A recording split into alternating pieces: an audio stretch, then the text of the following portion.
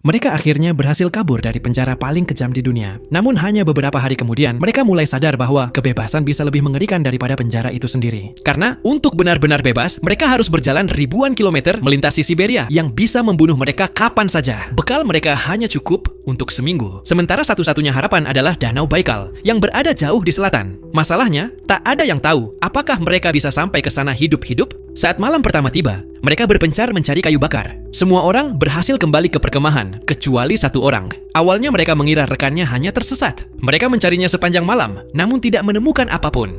Keesokan paginya, mereka akhirnya menemukan pria itu. Dan yang membuat mereka merinding, dia ternyata berada hanya beberapa meter dari perkemahan. Sayangnya, suhu dingin Siberia lebih dulu merenggut nyawanya. Mereka terpaksa menguburkannya di sana, lalu kembali melanjutkan perjalanan. Namun masalah mereka baru saja dimulai. Persediaan makanan akhirnya habis. Danau yang mereka cari juga tak kunjung terlihat. Kelaparan perlahan menghancurkan harapan mereka. Sampai suatu hari, mereka melihat kawanan serigala baru saja mendapatkan mangsa. Demi bertahan hidup, mereka nekat mengusir serigala-serigala itu. Bahkan daging yang mereka dapat hampir langsung dimakan tanpa menunggu matang. Meski begitu, kondisi mereka terus memburuk. Melihat kelompoknya semakin lemah, pria ini akhirnya mengambil keputusan berbahaya. Dia akan pergi sendirian, mencari Danau Baikal. Jika dalam 7 hari dia tidak kembali, yang lain harus bertahan sendiri. Berhari-hari dia berjalan menembus hujan, dingin, dan kelaparan. Hingga akhirnya, sesuatu muncul di kejauhan, Danau Baikal. Setelah berminggu-minggu tersesat di Siberia, dia akhirnya menemukan harapan yang selama ini mereka cari. Saat kembali membawa kabar itu, semangat kelompoknya kembali bangkit. Namun satu hal yang belum mereka sadari, perjalanan menuju kebebasan ternyata masih sangat panjang.